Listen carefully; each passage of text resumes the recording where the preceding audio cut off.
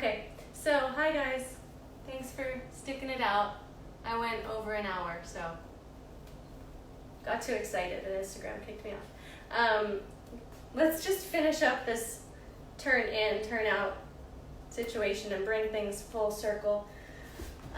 So we're spiraling the legs in. And we're feeling the spiral echoing up through our rib cage, out through our head, yeah. And how the spiraling of the foot can turn the head.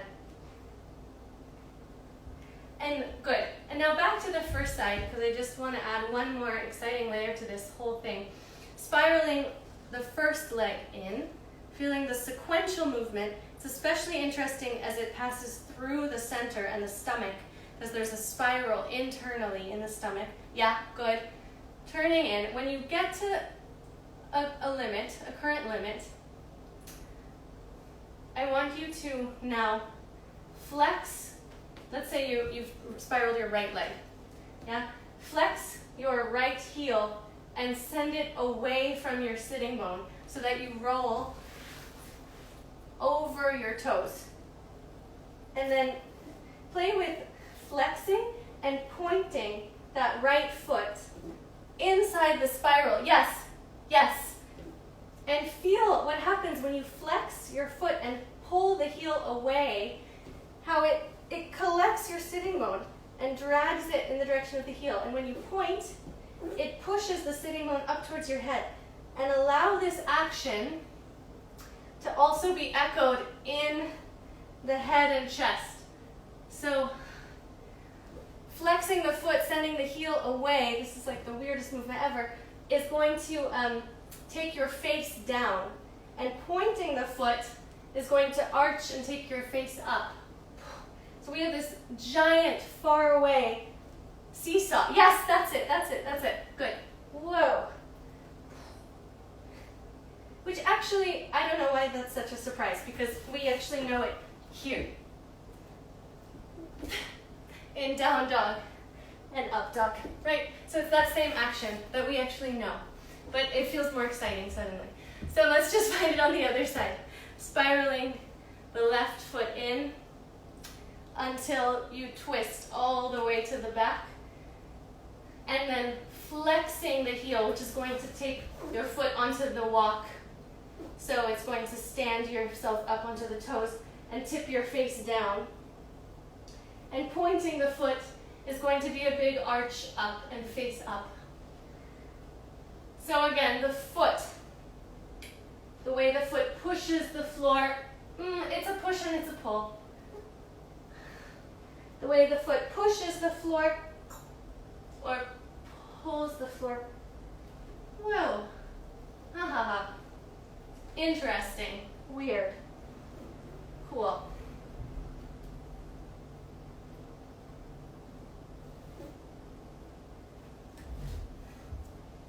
Can you just flex your feet and point your feet for a moment and listen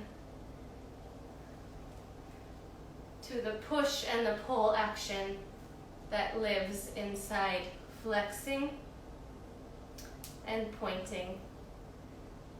Flexing the feet. You're pushing the heels forwards, but you're pulling the toes backwards. And pointing, you're pushing the toes forwards, but you're sucking the heels backwards. So actually both exist inside every action. Pulling is also a push. Cool. Pushing is also a pull. Yeah. Can you just for a moment tune into what is pulling, what is gathering, and what is pushing, which is also like sending. So if I point my feet, I'm pulling my toes, I'm pulling my hamstrings, but if I bend my knees, I'm pushing my knees. Yeah. And when I flex the feet, I'm pulling the tops of my feet towards me, but I'm pushing the heels away. I might be pulling the stomach in. Yeah, wow, cool. So many things.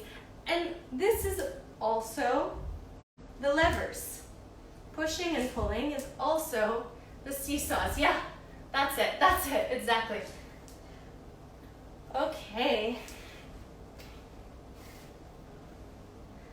1 minute, research on your own. Pushing, pulling, listening to the inner levers, and the mix. And it's not about understanding them right now. It's going for the mixed sensation of pushing and pulling and finding your way up. Pass through the middle. Pushing, pulling. Levers up and down.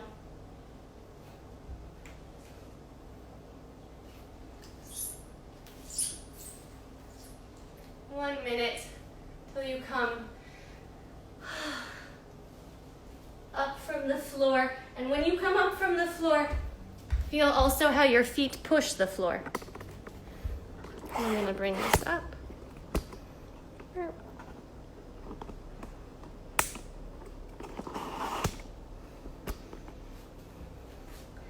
Finding yourself up. Feel the inner pushing and pulling. Can you feel it? I was going to say on a molecular level, but I think more on a fascial level. Inner directions, pushing the floor down, pulling or collecting, shortening and lengthening. Shortening body parts towards each other, lengthening, spreading them away from each other.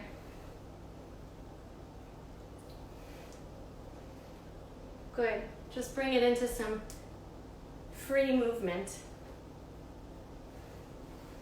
Pushing, sending, pulling, shortening.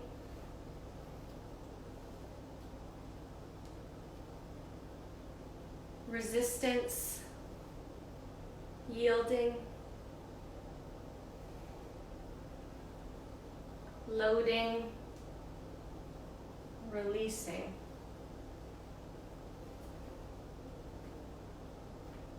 Whoa. Again, pulling, pushing, lengthening, loading, releasing, loading and pulling,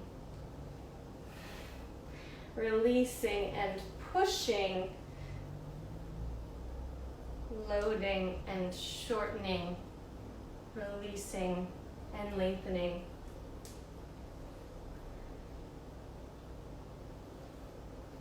Inside some form or some research that you know, some shape that maybe you know, pushing, reaching, shortening, loading,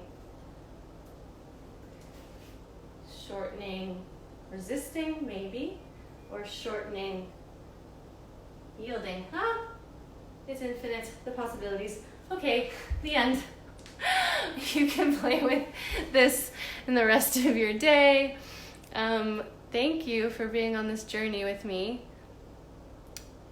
I am excited about bodies, and if this was a big mess of chaos and confusion, then I think also good, because like I said, we have to be comfortable in being lost. And when I set out to turn on the live feed, I thought, what do I really want to accomplish in this class?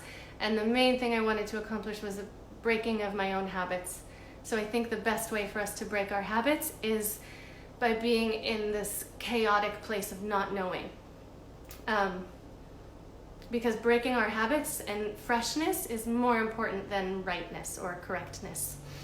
If you have any questions or comments, you can DM me, Annie Rigney. Also, there's an Elon Lev New York City Instagram feed if you want to just get a little more info about the Elon Lev method. And see you guys Wednesday morning at 11 on Movement for Hope. Hi, Audrey. Confusion and chaos. Great. Ideal. Okay, I'll see you guys soon. Bye.